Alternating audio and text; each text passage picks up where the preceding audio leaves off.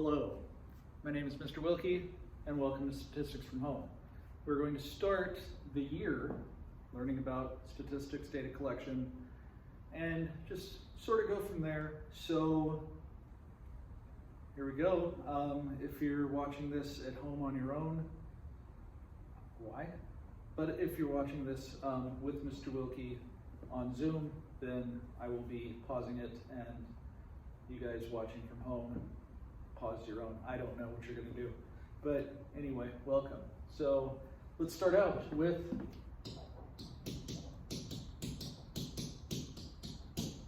statistics. What is statistics? You signed up for the class, so what is it?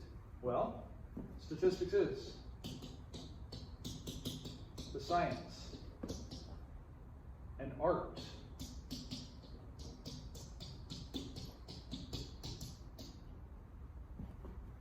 of collecting, analyzing,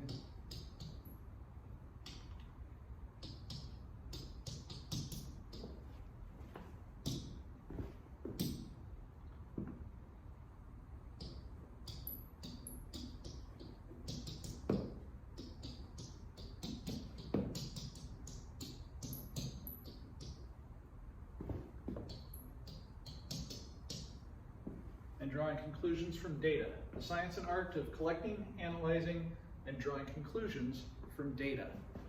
Why? Why do we do this?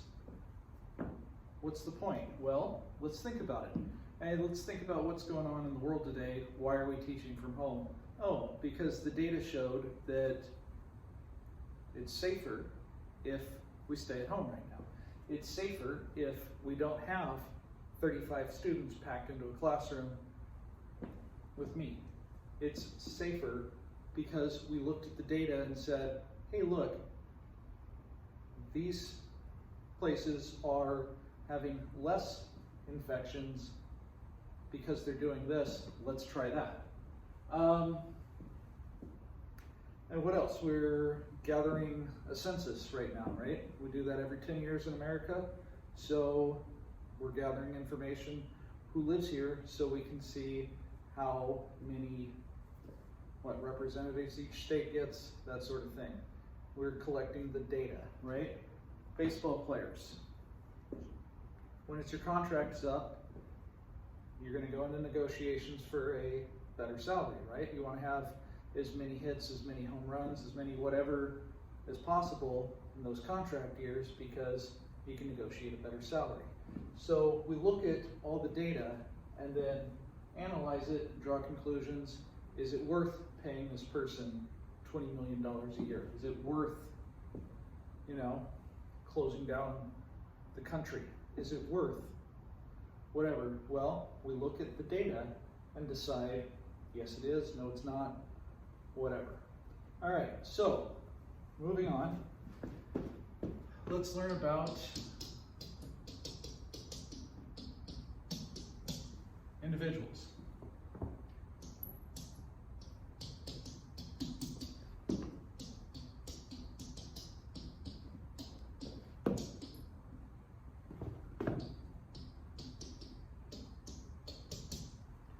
Individuals are the objects described by a data set, and the characteristics are the variables.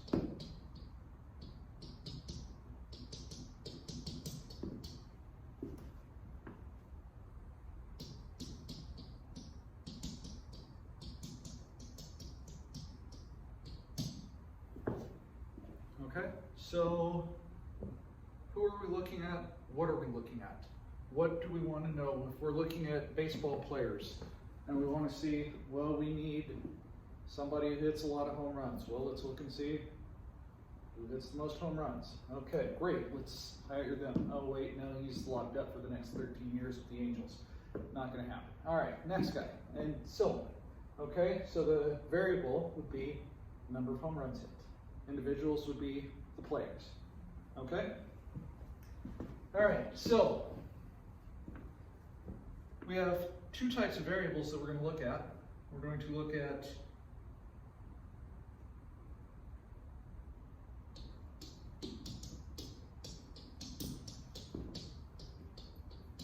categorical variables,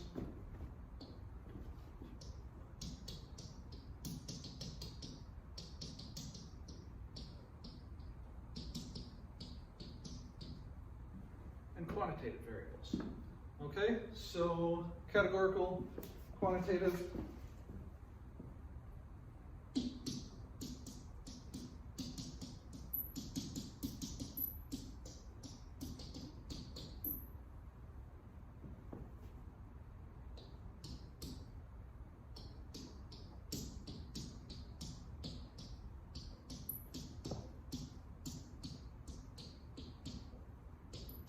We're going to place individuals into one or several groups or categories. Okay, so if we're looking at, let's say, people that are watching this video, all right, we can look at things like, well, what are some different categories? We could look at age, we could look at height, we could look at race, we could look at gender, we could look at all sorts of things, different categories. Now, some of those might be quantitative variables. Quantitative variables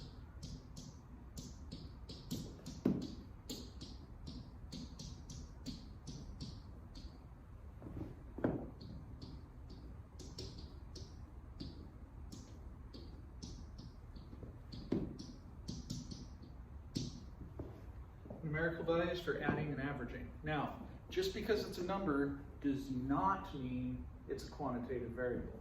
Now, is age quantitative? Could be, sure.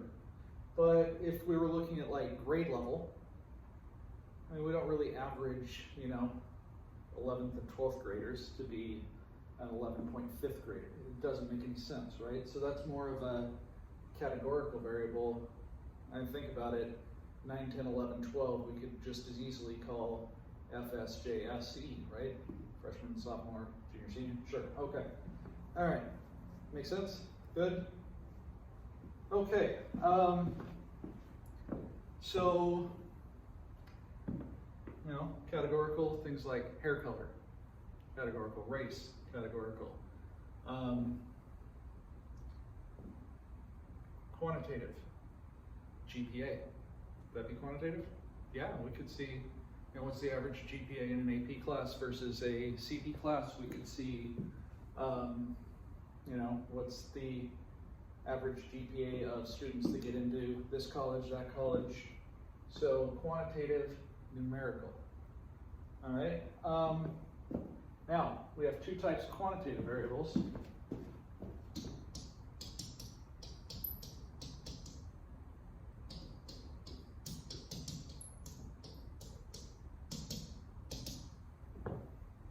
Discrete and continuous. All right, so discrete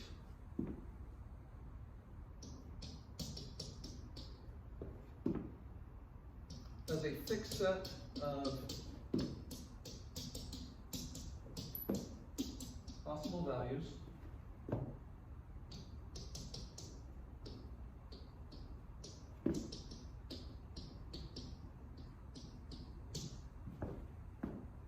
Now I like to think of discrete as counting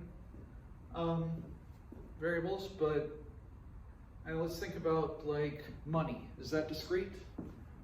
Sure, because there's always the next step up, right? There's a gap in between 1 penny and 2 pennies.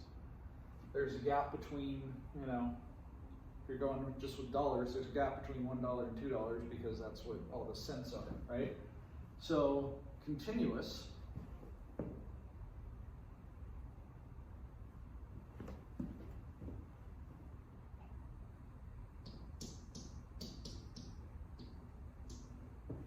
can take any value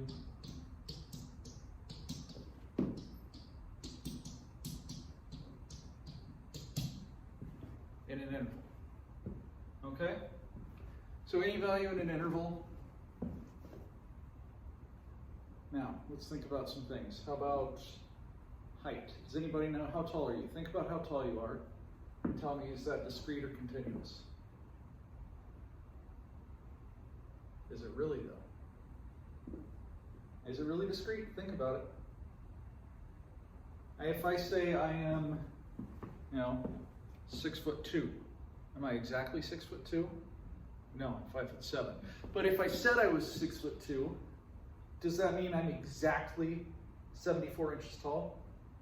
Or am I probably somewhere between 73.5 and 74.5 inches tall? So it's an interval, so it's continuous, okay? If I want to know how long does it take me to get to school in the morning? Well, it takes me about half an hour, but it's about half an hour. So that's continuous, right? Doesn't take me exactly 30 minutes. I mean, think about it. The first time you ever get a digital stopwatch, the first thing you do is you try to stop it at exactly 1 second, right? But that's not even exactly 1 second, that's 1.00 seconds. It could be anything after that. It could be 1.001, it could be 1.003, it could be 1.00184, and then just keep going forever, because that's what it does. It's continuous. Okay, so we understand the difference between discrete and continuous. These are both quantitative variables. All right, so let's talk about what a distribution is.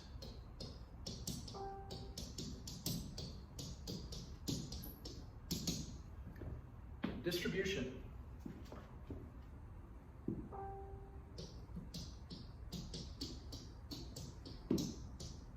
is what values a variable takes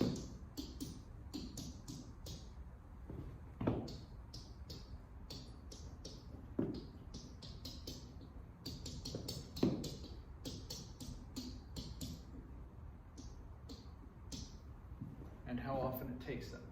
So if I wanted to look at the data of the number of freshmen, sophomores, juniors, seniors in this class, first, what are the individuals? That's right, the people in this class. Good. What are the variables? That's right, your grade level. Is that categorical or quantitative? It's a number, but grade level is categorical, right? Okay, so if it's categorical, we've got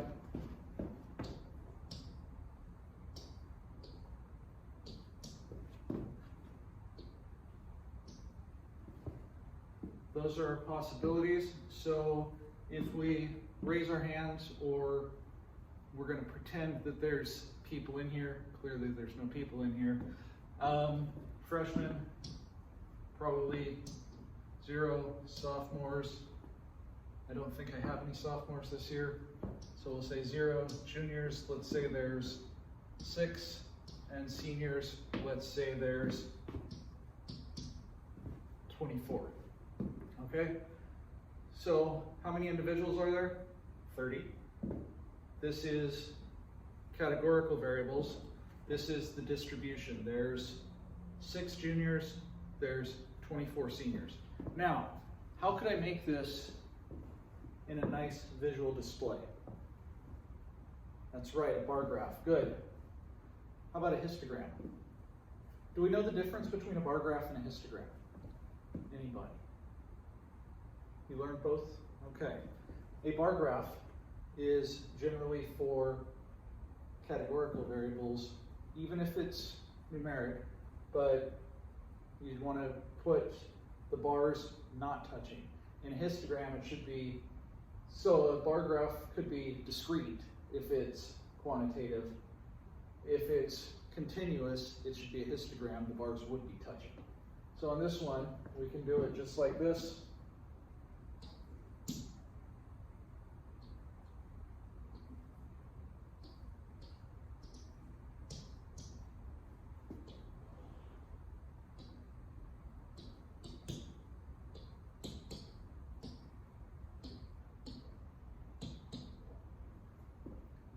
This is 0. Now,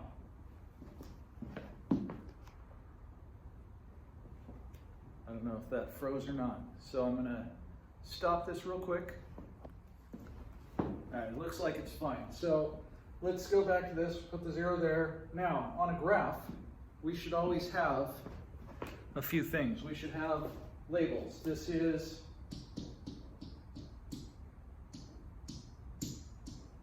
here in in school. This is frequency. This is, what are we looking at? A title. Year in school for Mr. Wilke's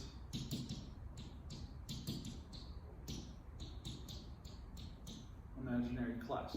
Now, we're going to draw the bars. There's none here, so we can just, you're not going to be able to see anything. Here there's 6 juniors, and there are 24 seniors. And there we go, a bar graph. You've seen these, I'm sure. All right. Now, you may not have seen a dot plot. A dot plot. Dot plots are great if you're doing things sort of as you go, if you're counting them. Like if I said, if we were actually in class,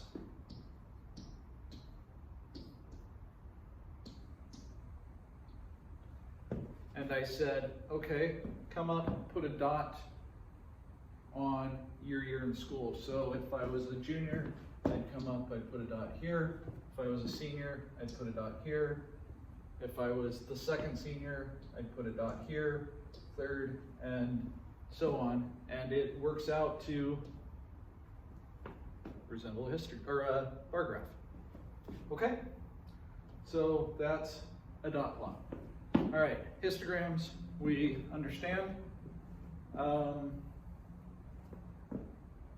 Yeah.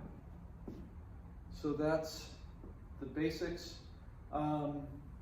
If you're in my class, we're going to do some calculator work, do some simulations with distributions and how some probabilities work. Those of you not in my class, practice some stuff. Learn the definitions and go from there. Okay? Thanks for coming. I'll see you guys later.